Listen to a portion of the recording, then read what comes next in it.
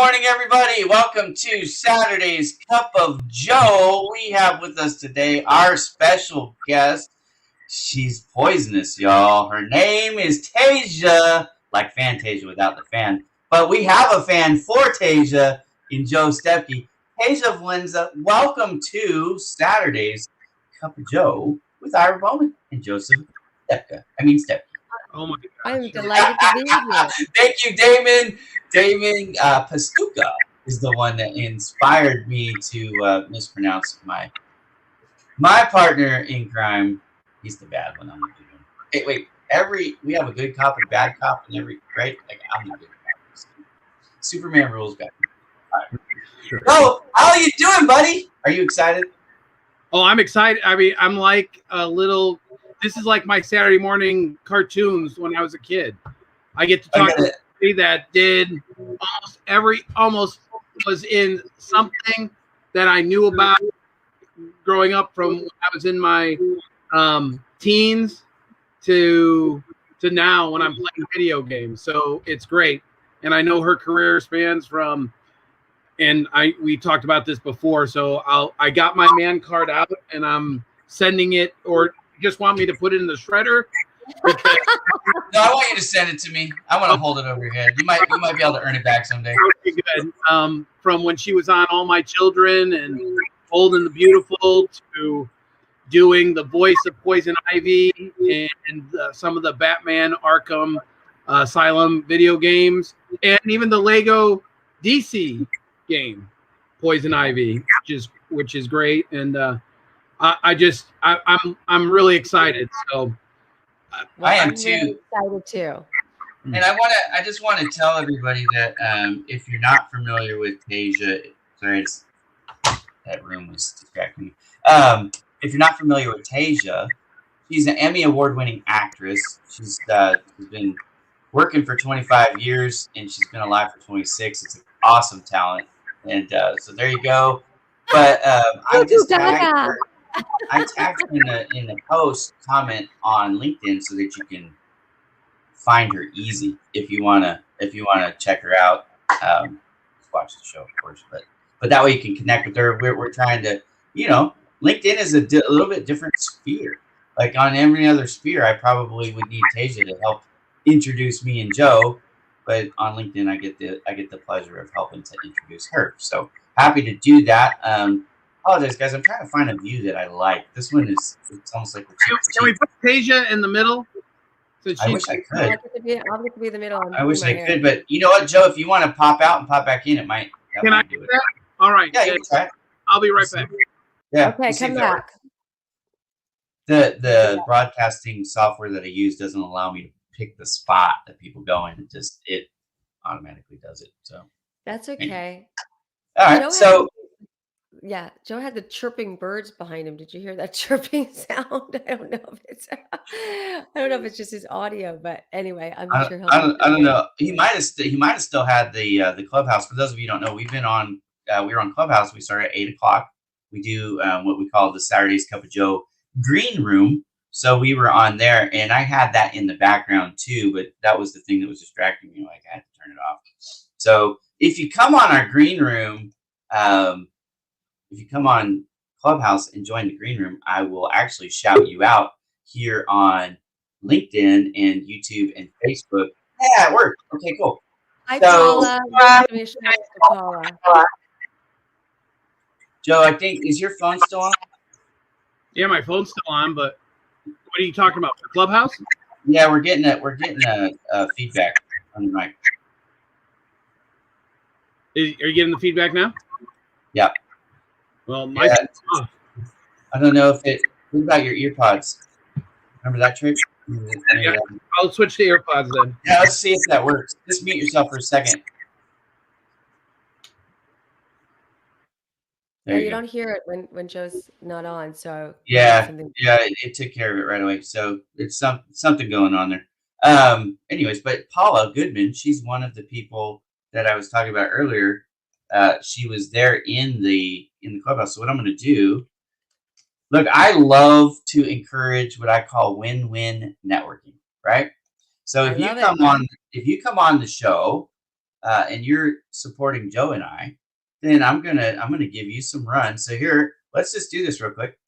This is, oops, Paula. you got a host that doesn't know what he's doing. Look at that. What the heck is going on? Stop that. It's like my screen is psycho. Oh, you were showing Paula's screen. There we go. Yeah, it was something with StreamYard's not acting right. Joe, it may not be your fault, but I'm gonna pull you back off mute and let's see if I'm just asking you if you can unmute yourself. Well, I was trying to get it to AirPod and wasn't doing it. Well, the I think sound's it's gone. better. Yeah, the sound's gone. There's still a little bit something like almost like you know when you're driving down the road and you got a window cracked, but it's not nearly as bad.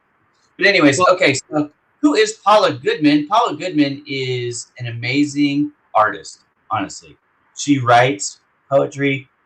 What do you call her, Joe? The My master Jedi word poetess. that I haven't. Wow. I love learned that that. you mentioned Jedi too, since we're, Oh yeah, we're here. well. I'm Obi-Wan and she's Paula Wan. Well, look at this. This is just one example of what Paula does, and I love it. So she's a writer, y'all. She writes beautiful poetry, but she also, the part that I love the most, she puts it together with these really cool graphics. Now, in full disclosure, I created the website for her. So, so there's that little, you know, I love Paula. Paula's like my sister. Like I love her. Like I literally love her. But I love her like a sister. Don't get it twisted. I'm happily married for 21 years. So, but I love this part, Paula. You know that. I love the art. So, Yeah. for those who don't know, I'm a graphic designer. Anyways, that's Paula Goodman. She was on the show with us today. Thank you, Paula, for joining us and, you know, for everything And you another do. Jedi, because, you know, Jedi Shack Tea here. Now, wait a minute. Do you guys see the? You see the screen right now? Yeah. Yeah. Look at our head levels. I feel like an Oompa Loompa right now. There you go. I came back. Oompa Loompa. I am short. I'm shorter than you. But you are shorter. I am. In full disclosure, I have people who think, Ira, how tall are you? 6 foot, 6'1". I'm like, yeah, I'm 5'8" with my shoes on. Bro, I never grew up. So maybe it's all that coffee. But I love the whole Oompa Loompa because, you know, who doesn't know about a good Oompa Loompa, right? Right. I could be the pit bull of the group. It's fine. I'm the little short, stocky guy. You're wonderful. Be kind to yourself. I am. Yeah. You know, it's early. So I tease myself all the time, but I'll tell you why. I don't hurt my own feelings. Like if I tease Joe more than anybody else. But Joe could take it because he's a former comedian, right? You know what I mean? Like stand-up comedy. He's used to being he knows you made it with love. It's not me. Oh, he knows. Exactly. Yeah, so Joe and I have how many hours have you and I communicated over the years? Thousands of hours, I would say. I mean, I don't know, right or not, because we don't put a timer, but we talk all the time. Yep. So Joe knows, and I would give my life for Joe, and Joe would give his life for me. We are brothers. Honestly, he knows. So, but I still tease him. I actually tease him more on air than I do off air. Yeah, I mean, off air, it doesn't happen. I mean, hardly. It's right when it's in front of a camera, Tasia, that it's like, bam, okay. Shock value. Yep. Tasia, we lost you somehow. That's why, because I it's called mute. I unmuted myself. It's that technology thing. I was going to say that Ira comes alive when he's on camera, and we all have a certain part of us that are the star within us, and it comes out in different ways. And I love to highlight people's inner star because we all have a voice and we all use them in different ways. And you know, we can be introvert, extroverts, all of the above. But when we can tap in, we get to shine. I probably have the least experience of the three of us on stage, but you know, I did all the high school dramas. I guess technically I still am a lifetime thespian for my high school. You're on a stage all the time now. You're doing videos. You're doing LinkedIn Lives. I mean, you are rocking the stage. For those of you who don't know, I've been a corporate trainer for decades. I've trained at Google. I've trained at Facebook. I've trained at the MGM Hotel Casino in Las Vegas. I've trained for a long time. That's the same thing, right? My professional training has been a part. Like I just did a training course for Alibaba, and I've done it. I do training courses for company. I've done a lot of training. So it's all stage work, really. You know, the medium in which I'm being presented has changed over the years, but you know, Tasia, you're right. You have to be somewhat of an actor, or you're always on stage, even when you're out there in front of people. And I know that for myself, that's something I just love doing. Yeah. Performance. It's a performance in terms, but it's an authentic performance. There's a side of you. I always call it that we're multifaceted, magnificent beings. And in different areas of our lives, we perform differently versus mother, father, sister. I mean, Joe, even Ira is a father of 8. That in itself is a performance of all times, because you gotta be able to like manage, you know, that lifestyle of personalities and then you're on a stage. You guys probably don't know this, but I have written hundreds of songs in my life. The lyrics, I should say, not wow, not the music to hundreds, but I've written the music to some. Are they country? I was a voice major in college. Okay, so that's why I started. You see how much we're finding out about you. See how you have permission to bring out this is what I'm going to say. I was going to tie this together, and then I've got a question for you. Okay, so some of the most original songs I've ever written were to my kids to try to get them to fall asleep. And I still know some of these songs because, you know, once you have the hook, you have the hook. It's there. So, but let me do this because we all have. Can you sing one before the end of the show? I probably could. No. But it's country. I know it. Is it country? Oh so my God! You don't know this about me, right? Okay, but I grew up listening to country music. Joe knows that. I do love country music. Although I must say this, I love country music the way it was, not the way it is. I'm not a fan of today's crap. So no offense intended to any of you who think you understand what country music is, but if you've only listened to it the last 10 years, you don't know what country music is, right? Go get some Haggard, right? go find yourself some Hank Williams. Randy Travis.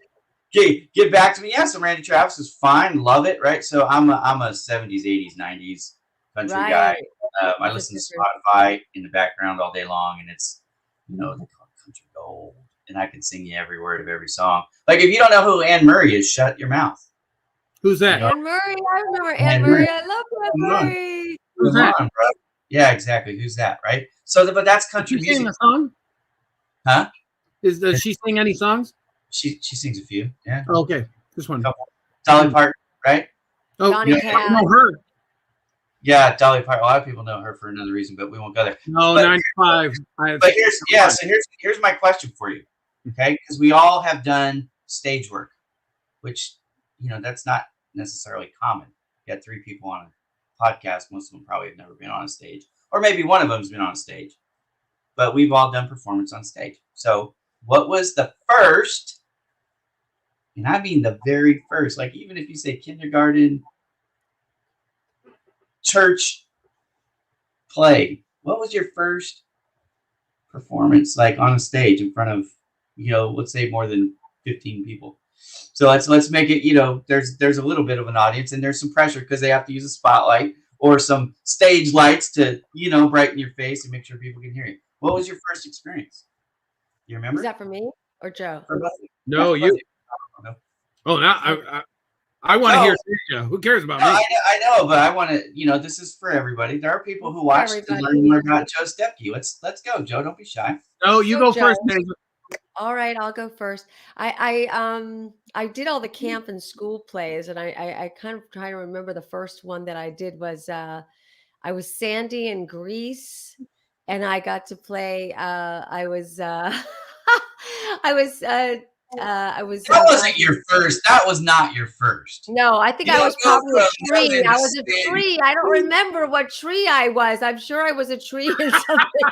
No, but wait, whoa. Time out, Tasia, time out. You don't go from 0 to lead, right? Right. Probably along the way. But I blocked anything out that I'm not the lead. All right. I'm sure that you were like you say a tree, but not a tree. But I'm I sure must that have been a tree. You know what? You know what? I went to a school where we were in choir all the time, and we would sing the Christmas songs. yeah. Well, And that we had to helps. perform the Yeah, that Christmas helps. song. There you go. That I helps. was in choir, and I we did did that all too. the beautiful Christmas songs, and that was on a stage. And I remember being lined up, and then I got the lead. Yeah. Then I got all the leads. Remember back in high school, right? And that's most of my acting experience. In fact, that's really my only acting experience. I never acted in any college performances. I was still in the band and in choirs in college, because I was a voice major, and then I was also in the pep band. But percussionist, in case anybody's curious. Anyways, but in high school, I did the regular dramas and I did the spring musicals. And I remember when we were going out for these parts, they had them split in categories. They had leads, they had mid-level, and then they had, basically the entry-level stuff, right? So the tree, the rock, the guy who's got one line. One play, I'm going to tell you, one play that I did, it wasn't my first play, but it was one play that I did. In my speaking part, I had one line. And the one line, I can quote it verbatim. This is how complicated this was. Wow. I can't read. Wow. I was on the witness stand. It took me more time to enter stage, sit down. I didn't really get sworn in, but we had to go through the motions. I guess get sworn in, and then my line was, "I can't read." That's it. And there you have it. Walk out. Yeah. So the wonderful acting career of Ira Bowman. Well, that was one of my good job, Ira. Great job. That's something. Good job. It's at the end. At the end, right? I go to my parents and I'm like, "So how'd I do?" What do you mean? How did you do? You said one freaking three-word sentence. What do you mean? How did you do? Wait a minute. Now, come on. I would have been really supportive of my kid. I would have went, "Oh my God, that was the best." I can't. Now, wait a minute, Joe. Man, we grew up in the era where people weren't as soft as they are now. Like, you got to remember that, right? Like, I was a pitcher, and I would throw games. Like, I would strike out like, I don't know, probably 60% of the people that I was facing, and I would give up one big hit, and I'd come out of the game, and at the end of the game, my dad would be like, "Oh, you should have played that one more, high and tight, to the guy's hands." I'm like, "Come on, Dad." I don't understand. You were pitching, you bowled a strike, and then you were playing poker with a high and.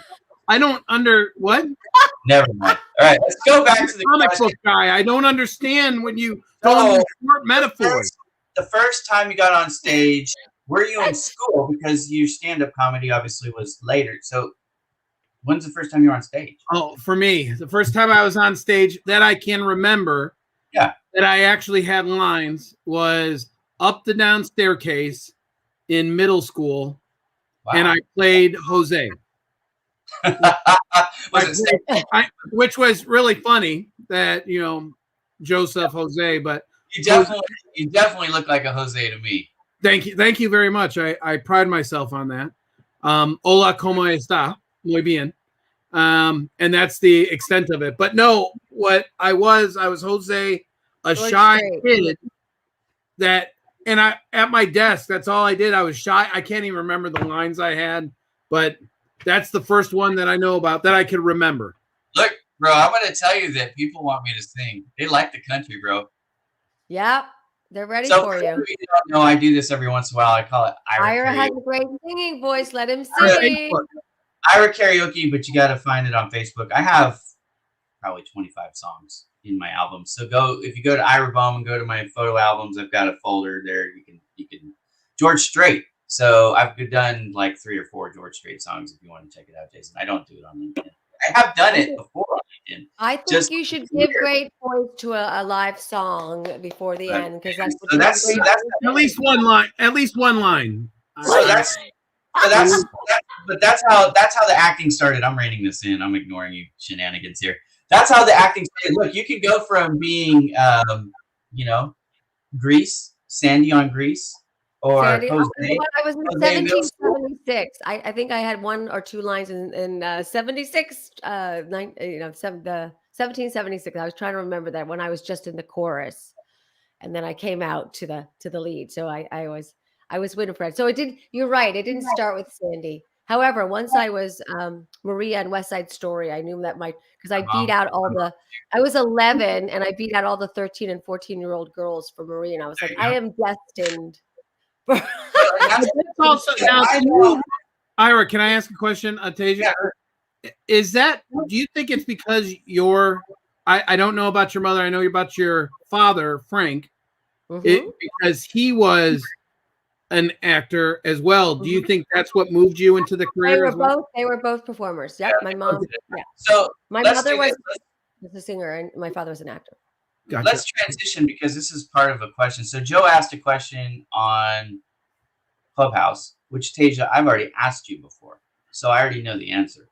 So I was actually happy that you didn't answer it during Clubhouse because it's not a quick story, right? So this is going to take a little time, and I'm actually excited. It's only like an hour 45, but I'm going to shorten it. So we're going to go a little long today, y'all. Hey, and by the way, Tasia, I don't know how you are for time, but we can go over. Like if you're cool to stay longer, Joe, and I don't know if your granddaughters. Oh, I'm sorry. Poison Ivy is a lot more important to me right now. So I'm well, you can bring your granddaughter and put her on your lap. I'm good with it. I actually made the time for Poison Ivy today. Good. Sorry, good, because I'm glad because look, I don't want to shortchange this, right? And Tasia, you have an open invitation to come back, bro. Yep, Joe, you're so sweet. If I say there's the saying, leave them wanting more. So I don't know, maybe like 10-10. I don't want to like be like then there's like we want to taste, because if that starts to happen, I'll just insult Joe and it gets the room right back at normal. So that's what we do, but I do it with love. I kid because I care. You guys are so sensitive. Come on. So what I was saying is, and my mom is in the room. She's watching. She can tell you we were not raised with kid gloves. You know what I mean? Like if you sucked at something, your parents would look at you and go, suck it up. You know what I mean? Like brush the dirt off. Like here's one of the most famous things my parents used to say to me as a kid is, are you bleeding? You know what I mean? Like, you're not going to die. It didn't kill you, right? Like brush it off. My mom it's a different era. Right.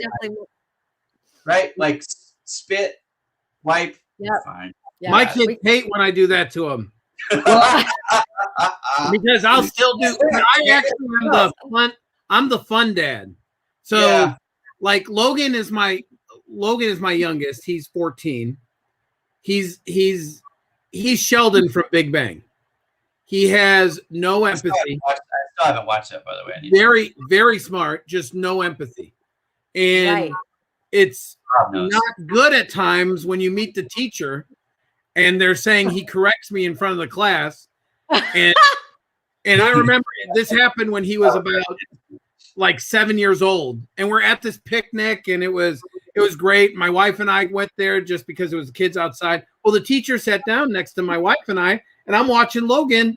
And I think I was watching my other daughter too, because she was out there. She's a year older in the same school. And teacher's talking to us. She's going, yes, Logan's a very gifted individual, but he corrects me in front of the class sometimes. Well, I was listening, and I really was listening, but I was half listening. So I don't, I know that we got, as parents, you got to go like this, I'm going to talk to him about this, but I didn't do that. I turned around and I'm watching him. I hear it. I go, yeah, I hate when he does that to me too. And I got back to looking at him, and my wife. The teacher's heart just sunk about 3 when you said that. He's like, "Oh shit, I got no shot." She probably gonna do anything. I've got no shot. Right. And my wife, like how Ira has 8 children, I'm married to a New York Italian. Woo! So. She got handle. And actually, you were born in New York, so yes. I'm a New York Italian too. That story in a second. New York Italian. Well, Valencia, yeah. They're the same. And so my wife. No, you're not the same. Tasia, wait a minute. Time out. Okay. You're from the same place, and you both have attitude, but you're not the same because you've been on my show. His wife won't go on the show. she's been look. I'm trying to like bribe her at this point. I'm gonna buy her. I'm gonna buy her. Catwoman won't do it. She does not want to buy her a villain. Like, we're in negotiations. We're in contract. Okay. Yeah, we are. She did start negotiating that she would do villain stuff, or maybe it's not Scentsy, but it'll be villain stuff. Anyway, she loves Catwoman, Disney villains, all the villains, right. And she's like Maleficent. You know, like she loves Maleficent. So I need to find the coolest freaking Maleficent thing that I can find and say, well, this. And then she's like, okay, you can bring me on, but you got to like crystallize me. You know what I mean? Like, she doesn't want her face. Right. So I said, okay, I'm a graphic artist. You know, I could do that. I actually can do that. It's just a PNG overlay for those of you who don't know, right? Right. What they do is crystallize PNG. It'd be like my wife in witness protection. That's what it would be like. The thing that I couldn't do because I'm good at the graphics part, the audio part. I'm a novice at. I'm not. You know, I'm well, we don't care about the. Who cares about the audio? Well, like some of those, you know, they have to muffle the voice too. Right. I can't. I think it would be better. I don't know how to do that. Yeah, her voice is what does it. When I first met my wife, she was. Let me finish this story. She went. I said it to the teacher. Teacher heart probably dropped. My wife looked at me and went, "She's serious." And so then I knew. It's correcting you in front of the teacher. That's awesome. I had to put my dad hat on, and I was like, "Yeah, I understand what you're saying." And you know, when we get home, yeah, I'll make sure we talk to him about it. What am I going to say? Because he comes back with such logic. He talks to me about, well, Dad, what am I supposed to do if she's wrong? I don't know. Write it down in a note. I don't know. Slip it to her, maybe. Hey, I got an idea. I don't know. And it's so fun. And he's like that. He's like that now. And you're talking about 7-8 years later, and he still does the same thing. So I have more information. He's probably smarter than ever. So it's probably even harder for him to keep it to himself. Oh yes. Oh yeah. I hear it all the time. He'll come in and talk to me about it. I used to have that problem. And I still talk over people, which I hated. I'm working on it, right? But one of the things that I used to do in school, so I didn't get in trouble, because I used to get in trouble for this. So I would put rubber bands on and I would snap them. So when they were saying something I knew wasn't accurate, and so I grew up in a very liberal area, and I'm more conservative, if you guys can't tell. I would snap it to shut my mouth, and that kept me from saying some of the stuff. Not all of it, but some of it. It might help. I don't know. Well, Ira, I did the same thing, but usually those rubber bands I had on, I was usually firing them at somebody else. I did that too. And remember spitballs? I would get little bits of spitballs and I would fling them like Spider-Man would fling his web. I'm impressed. Good job, Ira.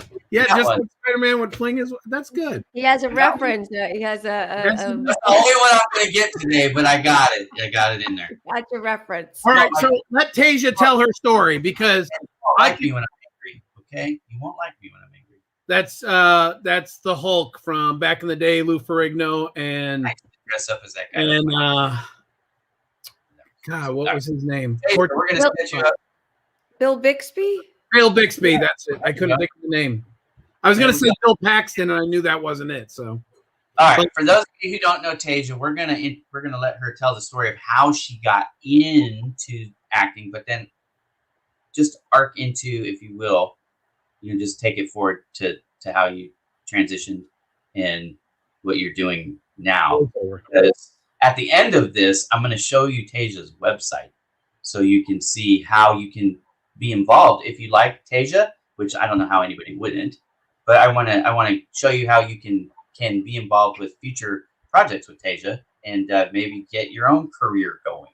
So let's do that. We're gonna do the how you started, morph that into the journey all the way through, and then I will tell them unless you want to tell them too, and I can just bring up your website. But anyways, we'll do 3 things at once. Take it away, Tasia. Yeah. What was the question?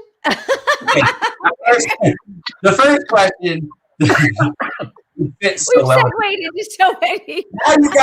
Now you guys know why I wanted her on the show. Like, to me, this is a no-brainer. She's Wonderful. Wait a minute. Hold on. Time out. I wanted her on the show. I didn't argue. Hey, I didn't argue, did I? No, you did not. But I was like determined to get her on the show. What is that with that mind trick? Is that Spock? The mind trick stuff? Yes, no, that's called Obi-Wan Kenobi, and it's the Jedi mind trick. Not there you go. But Spock has one too, where they touch you. Right, the mind meld. But is that what from Spaceballs? Yeah, Spaceballs. Just like, how did you strike out somebody? I got the helmet right here. Right. Oh yeah, the Spaceballs. Yes, you do. Anyways, okay, Tasia, the question to you, my friend. Actually, let's just do one at a time. It'll make it easier. How did you get into acting? Great. So my parents, as Joe says, he knows all about me with very good detective work.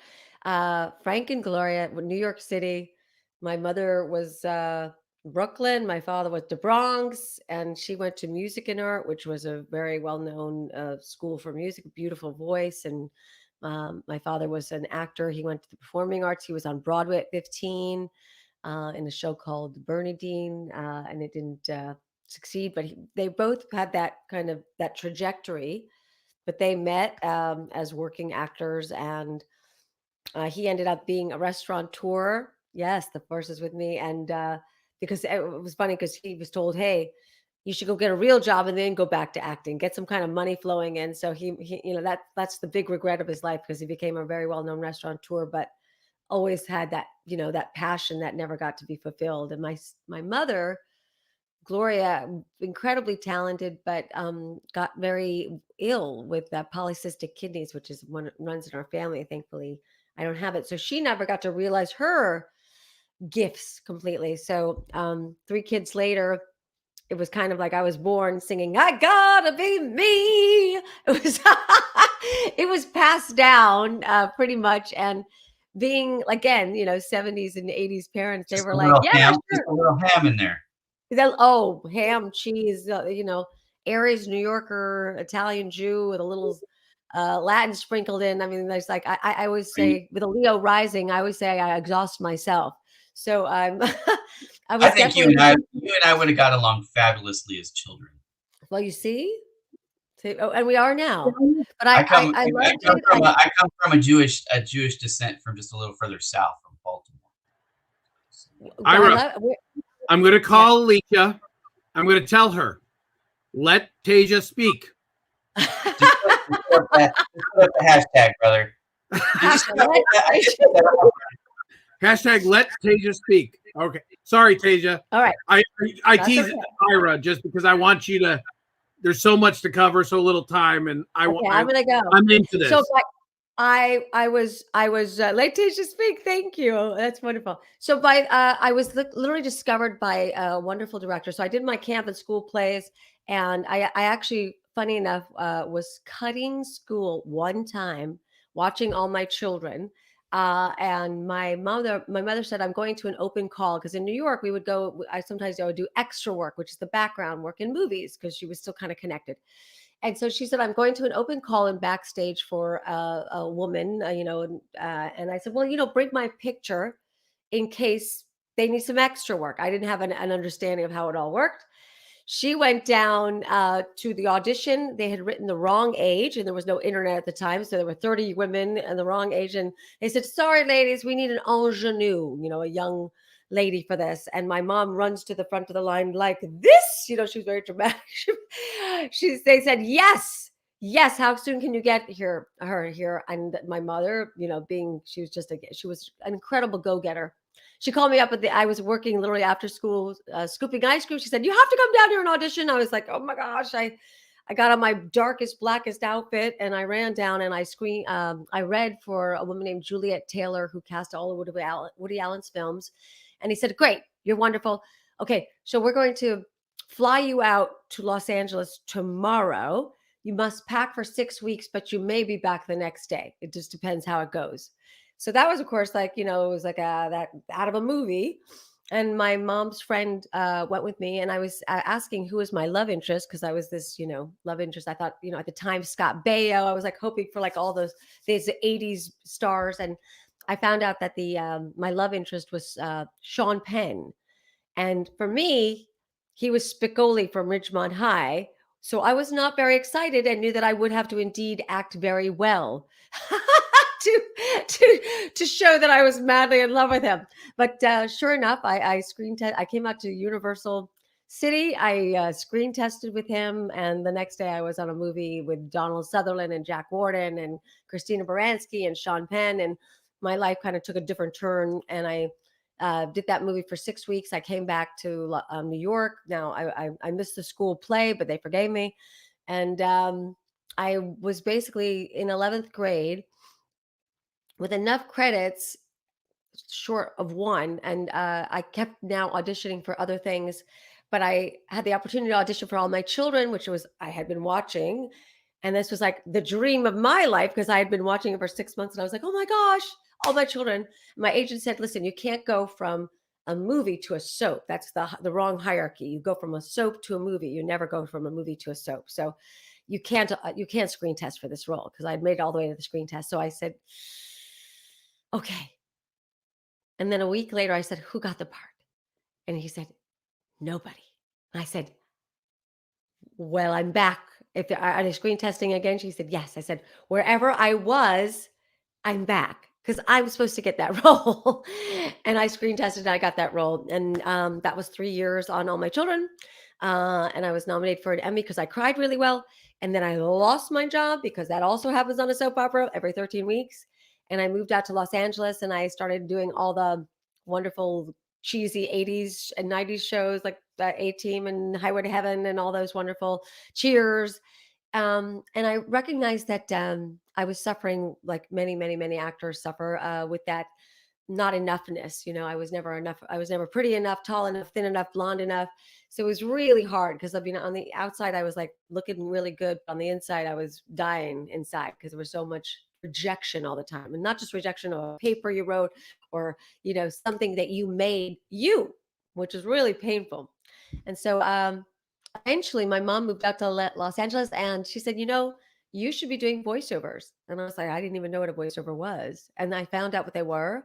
I started auditioning for them, and I booked more and more of those, and realized, you know what? I am liberated. No more am I being told you're not enough, because it's all about what the voice can do. It's not about the hair and the face and how fat you are. I always felt like that was one of the things. It goes like, I was never thin enough. That as an actor, so it was like boom. So that was this epiphany for me. And over 6 years, I did both. And then one day I was like, you know what? My therapist mentioned that my mental health was going up in proportion to the amount of voiceovers I was doing. I took that as a sign, and I met my husband, and I knew I wanted to have a normal life, as it were, because it's very difficult as an actress when you're like, hey, I'm going away with this guy named, Brad Pitt, but I'll be back 6 weeks. Honey. Just know that I love you. Right. And I knew that there would be crickets when I came home. So I made that decision just to be a voiceover actor, recovering actress, fully functioning voiceover artist. And 25 years later, I've been doing it ever since. And that turned into something that I was so passionate. Yes, find something you love. And yes, I love what I do, and I do what I love. And I have 3 children and the same husband, and I chose to write, and I got to tell all these stories. But I realized the same things that made me a great actor, understanding the role, who I'm speaking to, what do I want, and how does my voice and tone support that intention, I could apply in my life. And so, as a mother and a wife and a friend and a daughter and a CEO, I became a better communicator, because I understood that it's not about the words we say as much as the tone and the intention behind it, from customer service to my parents. And so my platform, Give Great Voice, came from that. And I basically launched it with a TED Talk to talk about what it means to move, touch, and impact using our voices, and utilizing the skills of an actor and a voiceover actor in your own life, so you can play your professional and personal roles more successfully with more impact. And that is my mission and passion between now and then. I'm still a voiceover actor. I'm a voiceover coach, but I teach this art of confident, captivating, compassionate communication. And it is something that I hope that I can do for the rest of my life, because that's for me legacy. That I'm at that point in my life where I want to do more than tell other people's stories. I want to help other people tell their own stories and have more a beautiful life, because that's what, when we communicate really well, that's what we get. Yeah, no doubt. Okay, so I'm putting this up right now. This is your website. For those of you, remember I said she's going to tell her story, and then we're going to tell you how you can get involved with Tasia if you'd like. And so I basically want to give Tasia a little commercial here, because You're going to give great voice. Go for it. right. So I'm going to try to give some great voice. The fact is, when in life do you have the opportunity to work with somebody who has done, I hate to say so much because I don't want to date you, and by date, I mean show her age. That's what I mean. That's okay. I already did. I actually knew what you meant when you said that. Yeah, I just want to make sure the whippersnappers understand, because it's an outdated phrase, I guess. But anyways, the idea is, a lot of times people quote unquote coach who have the experience of like, oh, I just decided I was going to be a coach, and that's all they've got, right? But you have actually, Tasia, you have a plethora of experience. In fact, I just thought of something. I'm not very smart, but every once in a while I got an idea. Yes, I'm in a group where, to be in this group, you have to have like 2 decades of experience or more. They only are looking for the cream of the crop. And I was invited to join it by Richard DiPadilla, who's the CEO of Goodwill Global Ambassadors. So he invited me, so I'm a part of this group. But I'm going to invite you to join, because you are definitely qualified for this as well. But you are a coach that has a plethora of experience. You just went through the highlights. There's a lot more. There's a lot more to your story, frankly, than what you shared in the time. But that's because it would take long time to share it all. But anyways, you have won an Emmy. You've been in Star Wars and Star Trek, right? I'm not making that up. You've been in both. You're right. Even I, a non-science sci-fi, look, my brother Tim would be like Joe right now. He'd be fawning all over you, because that's like the Cosmicons and the play and all that.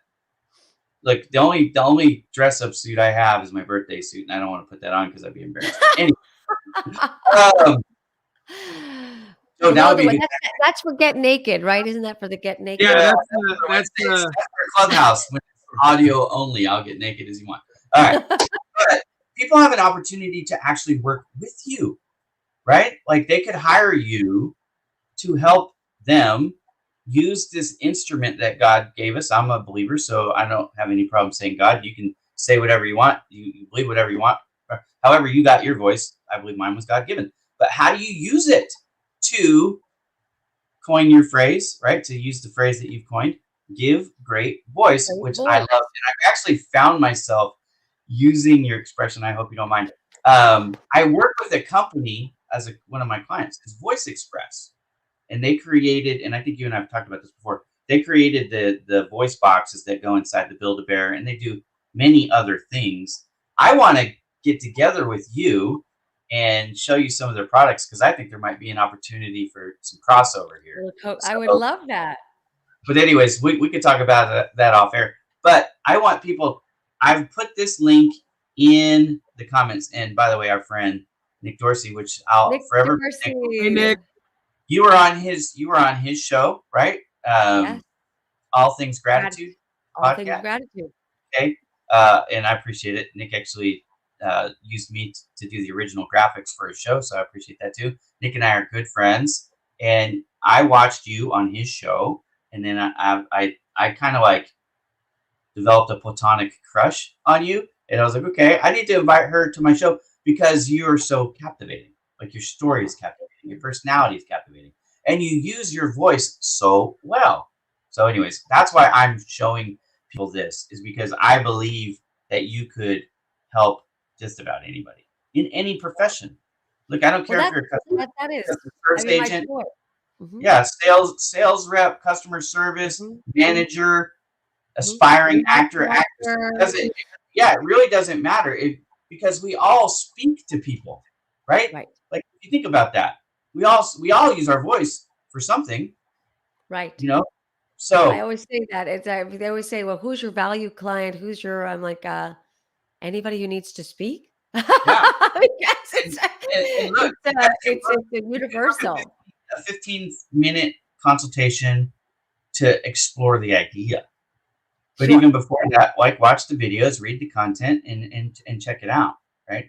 If we haven't sold the value of Tasia by the time the show is over, then I've failed as host. But I'll blame Batman. Oh, you've been more than generous. The So Give Great Voice website is devoted to the non-actors, and I have a TED Talk, which is kind of a really lovely introduction to how I approach it, so people can totally gain information from that alone. And I'm happy to speak with everybody who are interested in, again, I it's not about having the perfect voice. I always like to say it's really what we do with it, and I think of yeah, myself as a no, it's the growth. performance. Right? I'm gonna tell you guys this if you're watching in the audience. Okay, this is Ira real talk. Okay, not that I ever need to say let me be honest, because I'm always being honest with you. But let me be blunt with you. The Sure. worse your voice is, the more Tasia can help you. If you're already, if you're already pretty good at singing, voice lessons will help you, but it won't be as noticeable to the audience as if you take somebody who's never sung before and you give them voice lessons. That's Right. just real. When I'm teaching Now, I want somebody to how to clarify though, because I'm not a vocal coach. There are right, vocal coaches, and I have right, some awareness, but it's more, that's a different. We're talking about yeah, speaking voice, your acting voice. performance. It's understanding how to It's access the best influx. parts of yourself. Oh, all of it. Your inflections or inflections Yeah, or well, whatever. it's inflections. So It's telling stories. It's channeling your inner superhero. I now utilize, let's it's the tone and intention. It's understanding your role, who you're speaking to, what do you want, and how does your voice and tone support your intention in the role that you're in, within the relationship you're in. And once you understand those things, it really helps you to have more confidence, more 100%. charisma, But and more it compassion. keeps people interested too. Like if you're in a sales, okay, so let's just break it down in a real world example of how this can help you. Sure. Most of the people, I think over 50% of the people that are following me on LinkedIn, right, are in some type of sales role. I know because when I go to see who looked at it, the number one is always sales reps. Okay, so if you're trying to advertise to sales reps, let me know because my posts reach sales reps. But if you're making a sales presentation, the person on the other side of that table, or in today's world, the person on the other side of the camera in the Zoom room, right? That's how most presentations are being made right now. If they are not interested in what you're saying, part of the reason is likely due to your lack of vocal range and your performance. Presentation, right. You Right, have because it is a presentation. And this is the type of coaching that Tasia does. So she can help you to use your voice in ways to captivate the audience, to keep their attention, to get them to pay attention. And I watched her do it. In fact, I don't know if you remember this, but I noticed something. Now, I'm not a vocal professional, right? Like I'm not I would not teach you how to speak to other people. Like you wouldn't come to Ira for that, right? I'll teach you how to crack jokes. But for many jokes other probably things. That wouldn't be it. but here's the thing, like remember, so you were on with Nick Dorsey, and I noticed that every time it was something, you would like lean in and get low, right? If you were speaking in your normal speaking voice, you were back like this, but when you went low, you would lean in. It's the EF. And, am I right, Tasia? Isn't that the EF Hutton voice? Like when EF Hutton talk, you remember the commercial when EF Right. Hutton? Well, we're dating ourselves again. But go ahead, say the line. When EF Hutton talks, people listen. So the reason why you do the whole, when people are really engaged, because then they're trying to making sure they're listening. So there's an intention when you lean in and you get a little quieter, because there's something very, again, the ear is like, what's happening? And of course, if it's a pleasant sound, if I lean in and I make this sound and I'm really trying to engage you, as opposed to engaging you this way. I sound like I smoked 3 packs a day for the last. Listen, I'm getting over a cold. That's how come it sounds that way. I'm sorry, Jake. I'm sorry. See, But you're not leaning in. You're not leaning in over here and doing that, Joe. So that's No, I'm not. This is part of what I'm talking about, and even I'm doing it right now. This is my Kurt Tompkins. You guys know Curtis Tompkins? Yeah, we can hardly hear you though. Curtis Tompkins is like got the lowest sexy man voice. Like I have a man crush on that guy. Plus he's tall and he's beautiful. He's everything I'm not. So that's fine. But anyways, the way you use your voice can make a huge difference in your income, even if you're not trying to be an actor. That's what I'm trying to say. I learned this when I was training. I actually, I don't know if I still do. You guys can tell me better than I can tell myself. But I used to mumble a lot. And I've worked on my pronunciation over the years, being more clear, but not through the acting. The acting did not cure me of that. And being on camera has not cured me of that. Where I started to pay attention to it is when I was training.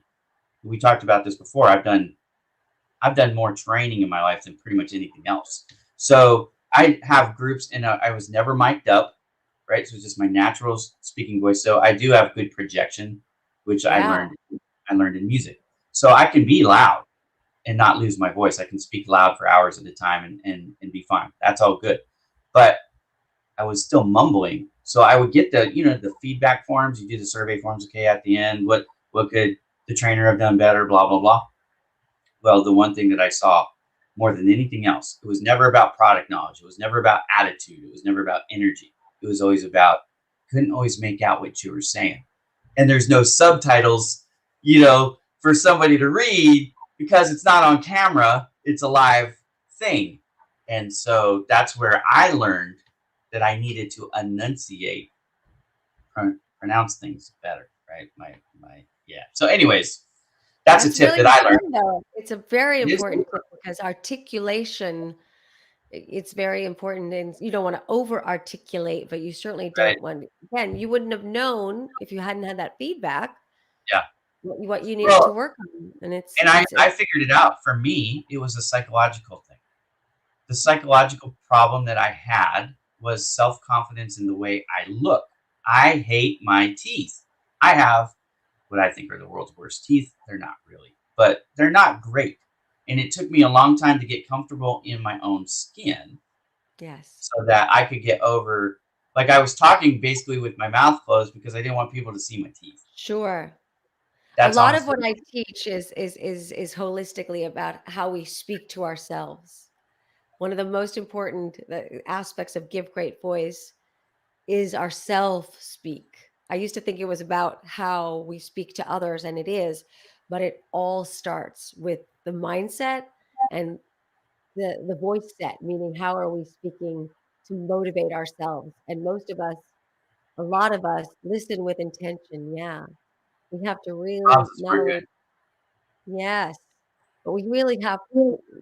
So many of us will tear ourselves down before we'll build ourselves up, Ira. And right. So this is something, okay, behind the scenes, Tasia and I have talked for hours, just so you guys know, because I'm enthralled with her. And, we have some things that we talked about working on together. We actually haven't done the work, but we talked about it. But because I do self-defecation. You think, Joseph? I don't want. We could. No. I would have never thought that. That's. Again, I've lost friendships because I've teased people too much, and like it starts to not be funny to them. But I don't always see the teasing part. I don't always see it. I don't see it. So like for me, like I do it because that's how I was raised. Look, I was raised in a different era where the world wasn't so sensitive. Like you tease your friends, and, that's actually, it's funny. I show people affection, at least in my mind. I'm showing them affection by teasing them. Like if I'm not teasing them, Ira, you're gaslighting them, and that's not right. I'm only kidding. But that was gaslighting. I've heard that before. Anyways, but like Nick Dorsey will tell you, I tease that dude. I put him in every Raider accessory on the planet. You dressed him up as a Viking? Yeah, Raiders guy, pirate patch. Anyways, I don't get the reference. Me neither. Self-talk is the most motivating. I'm not a sports person. That's how come. But I did understand that the Raiders and the Seahawks and all that. But it's funny. But I tease them, and the whole point with that was, I tease people that I like. But I know I'm not going to hurt my own feelings, right? What? Okay. Just remember that you brought this on yourself. All right. He knew before he made that comment what I was going to do. Right. Right, but you're excited. But Paula did talk about self-talk, and I want to reference that is something that I do have a free affirmation meditation app that I love to share, because it is all about self-love, and it is a Be Kind to Your Mind app, and it is called Haven Guided Affirmations, and it is just a tool of that self-talk and self-confidence, because I think it is very foreign to most people to say kind things out loud to themselves. They find it cocky or arrogant, and it's not. It's very positive, but again, that's just part of how I teach holistically. Because I don't want it to be a performance per se, but more about, tapping into our authentic joy and greatness, and really motivating ourselves to speak as kindly to ourselves as we do to others. So this is Haven, looks like a little lighthouse, and I'd love to offer that up as a tool of how to give great voice first to yourself.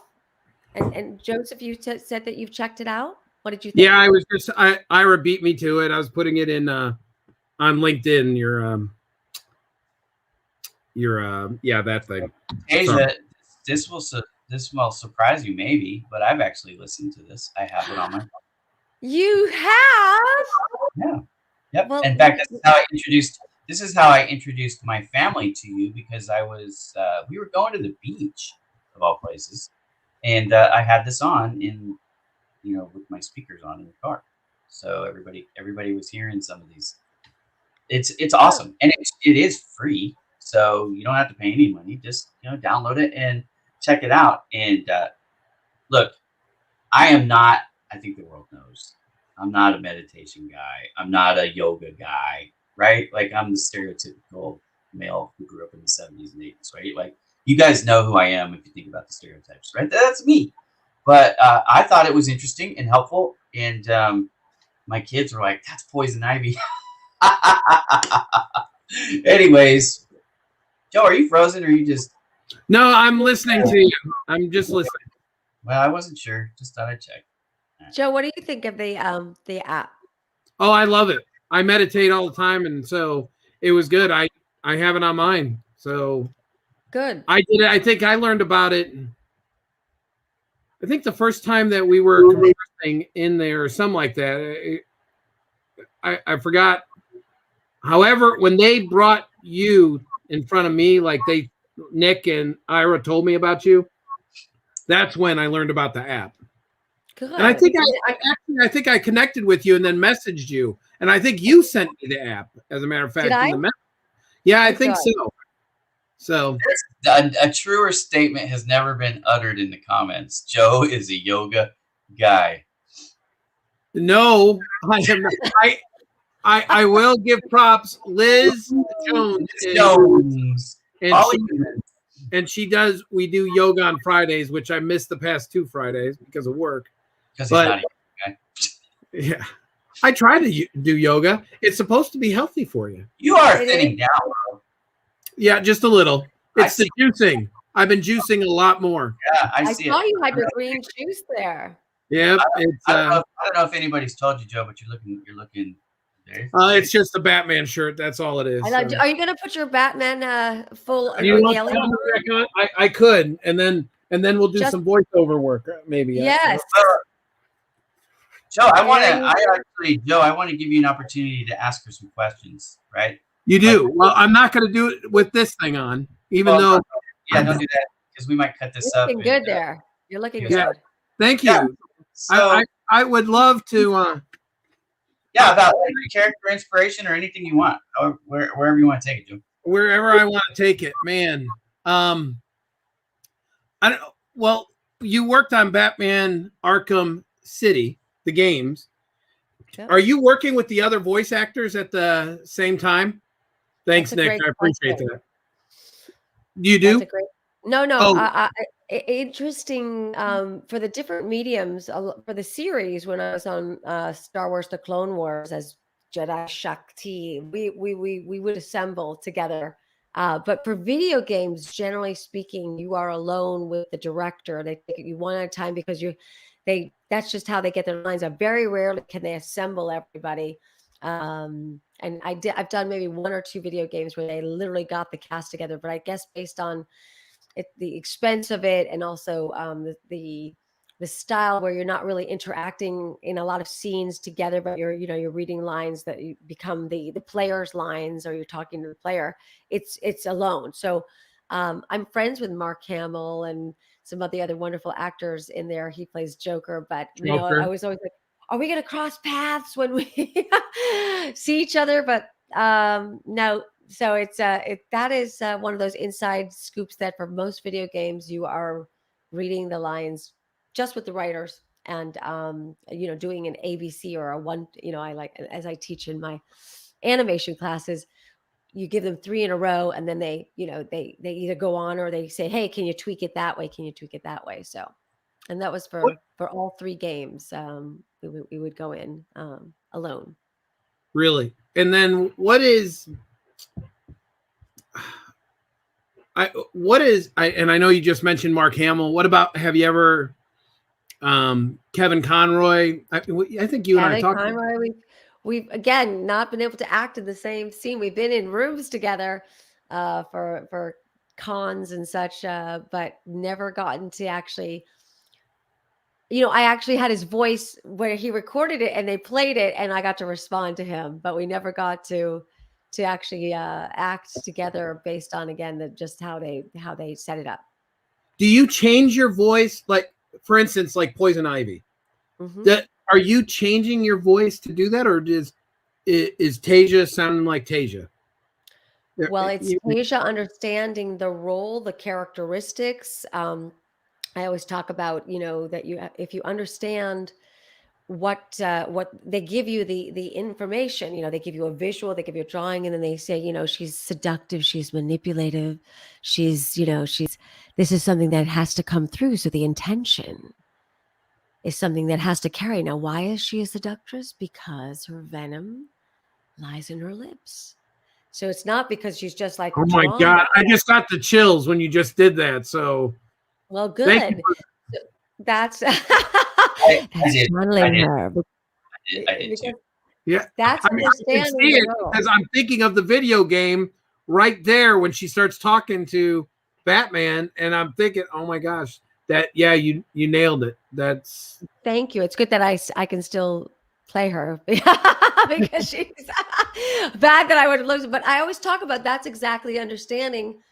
Now, some roles you could play if you really want to be characters. That's animation.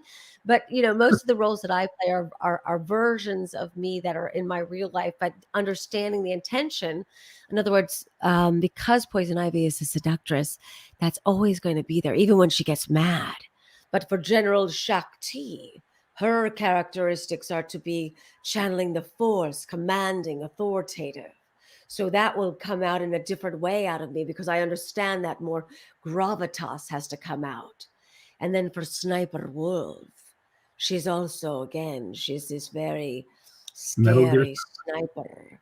So she has an accent, but she's also cold and manipulative. So each character comes out of me based on understanding the characteristics, the adjectives that they give me, and then I start channeling that. And yes, you have to become the role. So you can see my physical body changes depending. If I play a Vulcan, I hold myself very cold, very rigidly, because again, I'm not trying to animate. Or if I'm a computer, I literally just change my body because now I'm on one note. right. Now I'm not speaking. The star, 3, 2, 1, Captain. What would you like? So my body language and understanding the intention, the adjectives, helps me to channel my voice like a beautiful instrument, just like Ira said. It goes up, it goes down. The simplest tip I can give everyone to give great voice is to become more aware of a smile. When you bring a smile, my clients will say to me for a McDonald's commercial, hey, can you warm it up? The line will be, at McDonald's, we're here for you, right? And they can say, can I hear a little bit more inviting? Sure. At McDonald's, we're here for you. At McDonald's, we're here for you. It just depends how much I want to brighten it. And Would you like there was fries with that? Would you like fries with that? Yeah. But when we smile, not only do we release dopamine and serotonin and it makes us feel good, our tone changes. And so often people don't realize that they might think they're being friendly, but the smile is not coming through. So I always like to share that with my clients. Like, look in the mirror and say the line 3 different ways and see how much this smile informs it. Okay, so Ira, I'm going to ask her to do it. So knowing poison ivy was the seductive, with the venom in her lips, I want you to say joethefinanceguy.com. With that intention? Yeah. Oh, I want that. I want that. Would you like me Yeah, to so record that? in full disclosure, we're gonna be pulling this and putting it in I was going to ask her afterwards. I wouldn't have done it. I want to hear her say Hi. it. Are you ready? Yeah. go ahead. Hi. You've reached Joe the finance guy. Unfortunately, he's all tied up at this moment. But please leave a message. And when he gets out, he might call you back. Or not. But probably. Oh, I love it. That is awesome. That's your new voicemail, Joe. Actually, but what he's hoping for here, I'm gonna play it real quick. Oh no. So, I like that too. At the end of this, it says Did I Joe get the right name? Was it Joe the finance guy? No, you got it right. So Yeah. what he's hoping you'll do though is he's hoping you'll say joethefinanceguy.com. I'm gonna show you why. So I created this animation for him, okay?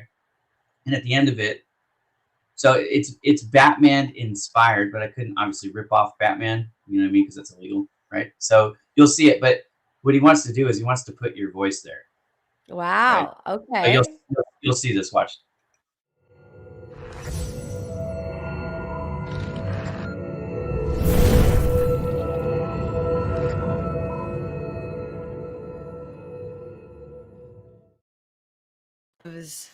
So yeah, that was that where it's free, that the wind is subtly being pulled back out. That's where we would overlay your audio. So you want that seductress, sultry Oh, sound? I want that poison ivy one. Oh yeah. And you know what? Afterward, I'll tell you the reason. I'll tell you a couple stories behind it as to. I know it means everything to me. Yeah. Mm-hmm. Because I understand it. I know it. It would be like Kevin Conroy if he did it. Nobody would put.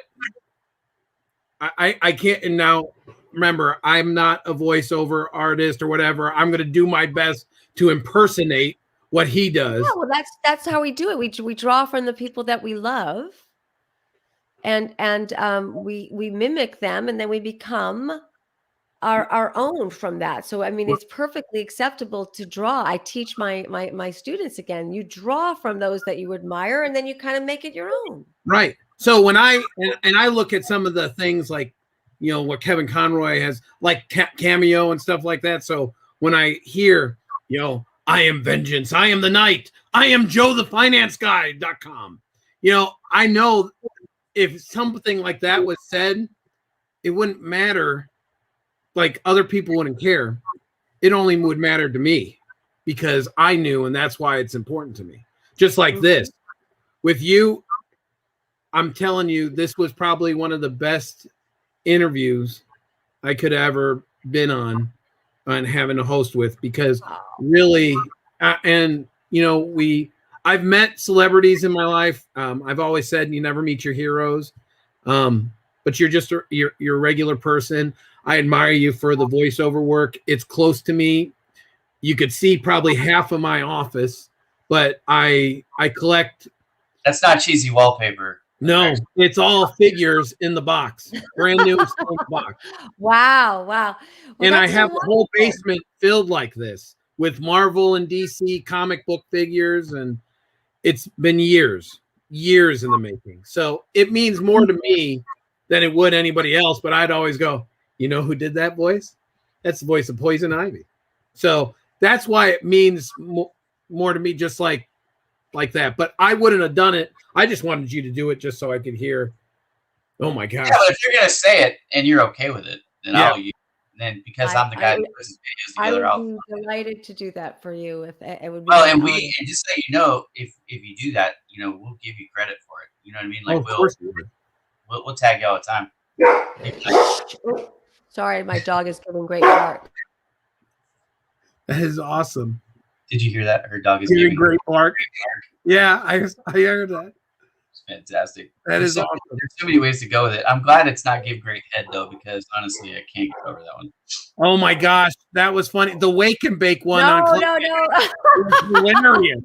I was laughing. That's what we're talking about. This is why you have to join us on Clubhouse, because you don't understand the reference to give great head, but it was actually kind of funny. It was about headshots, yeah. So all right, let her do the joethefinanceguy.com. However you want to do it, but end with joethefinanceguy.com. I'm going to say it 3 times, and you can pick your favorite. How's that? Yeah. Okay. joethefinanceguy.com. joethefinanceguy.com. joethefinanceguy.com. Did you like I like number 2. I like number 2. Listen, I like all 3 of them, so it doesn't matter to me. I'm good with I'm because I do the editing. I'm probably gonna use the second. Do you need another one, or are you good? No, I think that's perfect. That's perfect. 100%. Like I'll edit it and I'll send it to y'all later. It won't be today, full disclosure, but it'll be this weekend probably. But I'll send it to you.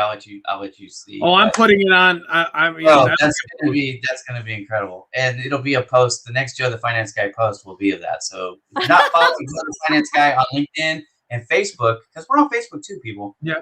Follow us, because that'll be our next post. Yep. Yeah, baby. Tasia, I don't. There's so many things I would ask you. Why don't we plan another one? Because I think, again, we should leave them wanting more. I don't know if anyone's actually left that wants more. We might have already lost them all, but no, I'm actually surprised. We're doing pretty good. We're doing good, and I guarantee you, the way that I market this one, we're going to blow up on YouTube and stuff too. So the YouTube views don't usually come while we're on, they usually come later. So like the one I did with Curtis, we had over 1,000 views. I think it was 1,100 views on YouTube. And nice. the one with Eric Sim, I think I got 3,000 views. Of course, he's got 2.7 million followers on LinkedIn, so that's pretty. Usually when people join, I'm like, they're joining because they want exposure to my audience. I told him, I said, I think for the first time in my hosting journey, you're the first guest who's had more than me, which I thought was kind of cool. I was a little starstruck with him. He's a banker. It's all lovely to help with each other. Again, it's a collaborative, beautiful experience. I've met so many lovely people through LinkedIn, and again, it's the connection, right? But it's conversations. When you take off the digital, that's one of my tips I love to share from LinkedIn. To give great voice is when we can leave a voice message instead of a digital message. In those messages, you ramp up, especially when you can have a warm smile behind it. You ramp up that connection 10 times because people are delighted. Most people don't even know you can do that. And then they also feel like, wow, I heard your voice. I heard your warmth. I feel much more wonderful. It's a wonderful tip. It's a wonderful tip. And it's frankly, you did that for me, Tasia. I don't know if you remember. You probably do it with a lot of of course I do. I remember I left you a voice message. Yep. But you left me, and that was one of the reasons that I felt like we bonded faster, because I felt like she's a real person. She's not just a prima donna. Because I don't know if you guys know this, but I work with people in the Hollywood area. No, right? In the Bay Area, there's Bay Area snobs, and then even when I was in Vegas, I've been a part of the entertainment industry for a while, and I've met a lot of, Joe's got some stories too, but I've met a lot of people, and they're not typically about much more than themselves. I'm just going to put it that way. You guys can fill in the thank blanks. you. I hate to be. That's why I call myself a recovering actress and a fully functioning voiceover artist, because that was one of the things that helped me not to be all about. Because again, it's all about you, and so you kind of get lost in that. And you gotta have confidence, right? To do your job, you've got to have confidence. So there's a fine line between being fine line. Right? When we give great voice, we don't have to worry about it. Yeah, you treated me like a human being from the get-go, and part of how you did that to me, the way I perceived it, was through that voice message you're talking about. So I purposed in my life, like it became like an action item. I need to do more of that. Like reach out to people and leave a voice message. But if you ask me how many times I've done it, I actually started. Tasia, you did it to me when after they did that, and I sent you a message like we're supposed to. I heard about you through Nick and Ira from the show. I'd love to connect with you, and you sent me a voice memo. And then one of the things I started doing was I do the same thing, and I'll just do it out of the I'll do like maybe 1 or 2 a day because you got to use your cell phone. I don't know if you could do it on the computer part, but I'm not that savvy. I think it's the cell phone. So yeah, I do. Great. That's a great question. I don't know. Let me find out real quick. I don't think you can because I've looked at it before, but I could be wrong. But I use my cell phone and I'll do 1 or 2, and the connection is so much more meaningful, personable, meaningful. Right? They're hearing your voice, and you feel more connected. All right, if you want to do this on your computer, you actually can. Okay, but it's a two-step. Ira found it. Two-step process. What you're gonna have to do is record a voice memo using your microphone, right? And then attach it as a file. Yeah, it's much easier by the phone, but that's on the phone. It's simple because you just tap the microphone in the app and start talking. If you don't like it, you can delete it, start over. Yep. And that's why Clubhouse, I think, is exploding so much, because we're having real-time conversations that are connecting us on our human level and touching our heart. Completely different. Yeah. And you got to be able to talk on Clubhouse too, because sometimes you go in something and it's just filled. And I really love having the intimate conversations, getting to know somebody, because one, as a salesperson, and it as well, because we're all performing, we're all salespeople out there. People buy from people. Right. People do business with people. It doesn't matter that I work for a company called Acima, and that's why I know you look down. That's how come we put the little disclaimer up there. All the opinions and things expressed on the show, blah, blah, blah, are of Joe the Finance Guy and Ira, not of Acima Credit or Rent-A-Center. But it's not because I work for them. It's because of Joe the Finance Guy, or basically myself. Because when I talk to people, that's when they know my true intentions. I'm transparent. I'm very, what you see is what you get. Down to earth. Yes. I love that about you. You're very warm. You're very warm. You're very sweet. It comes right through, and you can't hide it. And Joe's like me, and Joe's like Tasia, in the fact that if we are connected with you and we can help you, we're going to help you. You're right. It's not like, oh, this is my lane. I'm only going to talk to you about giving great voice, or I'm only going to talk to you about whatever the hell it is that I do, or replacing your layaway with something. I love that when you did that, Ira. That was probably one of the best ones I've seen of you, replacing the layaway, and I'm going to use that one. Yeah. So for those of you who don't know, like if you're running a retail organization and you have a layaway program, here's what happens. The people don't get the satisfaction of making that purchase right away, and you don't get the money right away. You got to wait for them to pay it. So why not instead take the layaway program out and insert a program that costs you, the business owner, absolutely nothing. No extra cost of goods sold. It doesn't cost you a dime. You basically insert Joe the Finance Guy's solution through Acima Credit, and what happens? They run a simple report. There's an application process that happens in under 5 minutes. You get paid right away. Seconds. Yeah, you get paid right away. The person gets to actually be a customer and leave with the product right away. and Joe makes a little money too. So everybody wins. No more layaway. Win-win. Yeah. Win-win. No more layaway needed. Everybody wins. You sell more products, you make more revenue. The customer is Listen, happy. if you have a retail business, please. I mean, Just reach out to Joe. I really want to do business with you because my kids need braces. Right. There's that sincerity. Right. He needs to buy new yoga They pants. have some crooked teeth, and they really need braces. No, I'm only kidding. I have twins going to college, so I'm twins going to college. So I'm fully in it right now. Yeah, I have two kids. I have two kids in college, but they're not twins. Yeah, the braces are all done.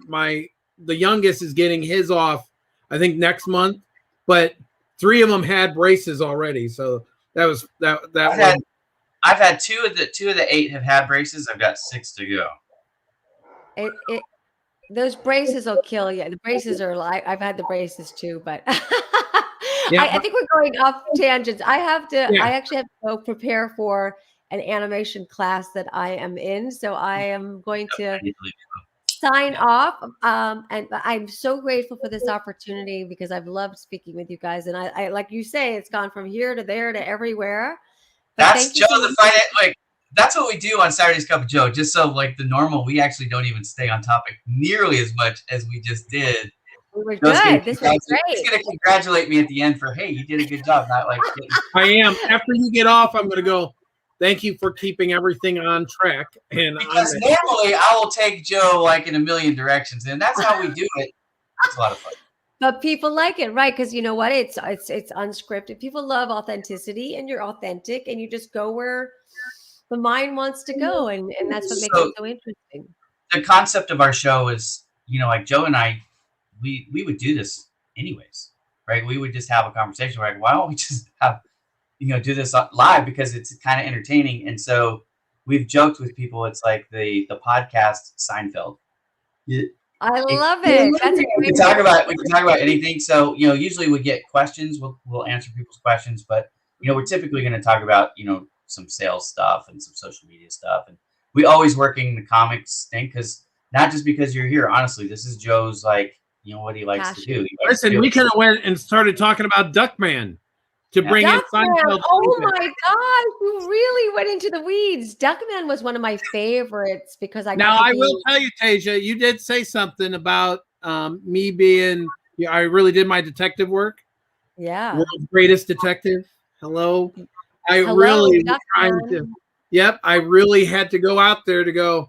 All right, well, if she's going to be on the show, I better know a lot more. And that's why I told you I watched that episode of Baby Doll right before. I was watching it right on here. So I just wanted to see Miriam before. Joe has never worked so hard for show prep in his life. And it would probably be the last time. Very impressive. No, it won't be. For people that are interested in that part, I'm going to get together with Ira to help me meld my my websites together because I think I have Tasia Valenza, which has my on-camera sizzle reel and my animation and all my voiceover, and then the Give Great Voice has the TED Talk and kind of. But I really am trying to figure out how to, again, because I still love voiceovers and still love branding.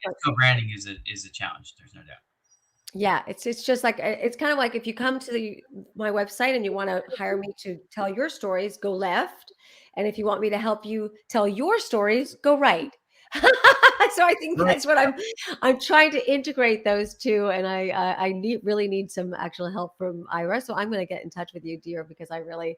I've been just spinning because I'm always doing something, but I really want to get my branding together because I do love both, and there is that integration. Right now I'm sending people to one or the other. But if people are interested in what you're talking about, Joe, and they want to see some of the fun stuff that I've done, including Duckman, there's a little scene from there where I got to play the on-camera femme fatale, even though it was an animated show.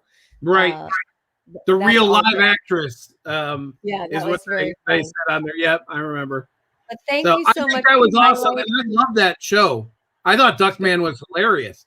God, I love that. So it was that was Jason Alexander from Seinfeld. Correct. Again, Star Wars fan. Oh, okay, cool. Star Wars, Stargate.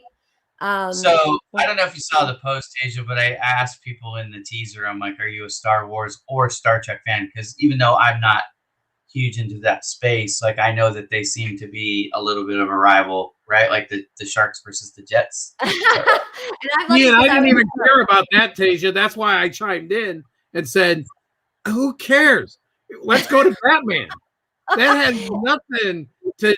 But people are used to my shtick because, in full disclosure, I tease them about Batman sucks all the time, right? Because I'm a Superman guy. So we love both. But Yeah. you know what?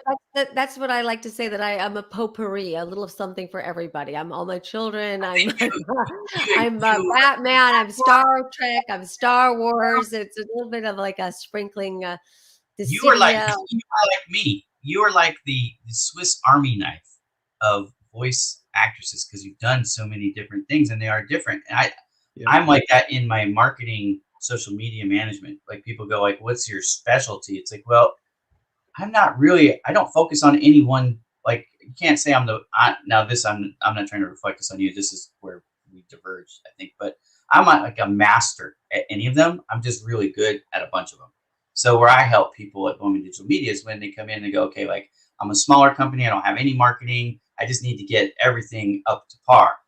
Perfect. I'm your guy. But if you come in and say, I want a cinematic quality like Hollywood Studios production on my movie, like if you look at Joe's animation, it's really good. I'm proud of it. And I've done a lot of others, but you and I both know that there's people out there that could, I mean, that's nothing for them. That's their warm-up act, not their final product. So, that's where. Oh, sorry, Ira, go ahead and finish. I was just going to say, so, but the fact that I can do the writing, I can do the animation, I can do their logo graphic generation, you know what I mean? Like the press release and all that stuff. Yeah. Every role is they work together, but they're different. And you're acting, you've got all those different voices. And even when you did the 3 joethefinanceguy.com readings, right? They're all different. The first one was super, like of the 3, super serious. The second one was kind of a good blend because there was that sexy Poison Ivy vibe to it, but it wasn't like drawn out. And the third one was really dramatic, right? So, anyways, different intention changes. Yeah, right, on purpose. But I like if you say Ira, say Joe the Finance Guy, I can't even speak. .com. Yeah, tongue tied there. But if you ask me to say it, like I would probably try to do one funny and one serious, and that's probably about as much as you would get dynamically for me because I'm not, it's not what I do. But that's the thing is, ask me to do a graphic, and I'll be a graphic graphic novel. Right. We have our strengths, right? Yeah. Well, I was gonna say, and I know you got to get going, Tasia, and I know we went long. We're a half hour over, so I actually have one of the figures from what you played in, Batman Arkham. Yeah, Poison Ivy. Wow. I'm going to probably get with you after the show. I'm going to send you something. And, little autograph. Yeah. You know what I'm talking about because that's going back up in the Batcave in a nice area. We'll get that on display for sure. Oh, you don't even want to know. That is awesome. I'm on a video with her, Joe. Tasia and I are gonna be standing in the same room, same time at one point, and her and I are gonna do a little video. So that would be good too. That would be a great gift that we can be together in the same room. Need your digital marketing, please, or contact me. I'm professional digital. People like to advertise on our show. She's basically saying, if you don't want to hire Ira, you can hire her. They actually send me direct messages all the time and emails like, hey, do you need somebody to create a website for you? I'm like, yeah, only if I stop using my own talent. I mean, really? You're kind of covered that. Tasia, if you need a female voiceover actress to play parts for you, I can find them for you. That's right. They mean well.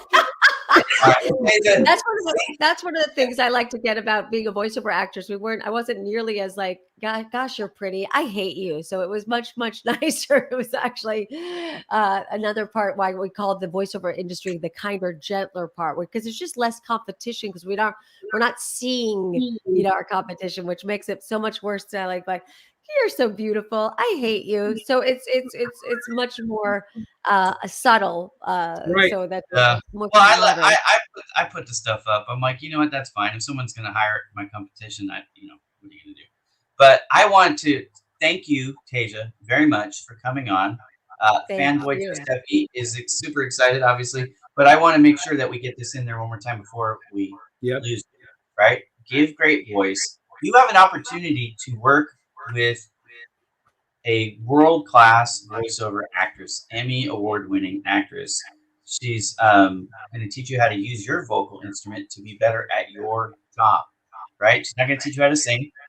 She's not going to necessarily teach you how to be the next biggest, Hollywood actress. Batman. Although that's your aspiration. She's Not gonna teach how to be the next Batman, but Right. Well, there's and I also want to share that, of course, for corporations and companies, I also voice their low Yeah. their yeah. I mean, I actually Like if do a you lot want to of do what we did, rejoice to joethefinanceguy.com, right? But you want Tasia to do it for your company, reach out to her. Yeah.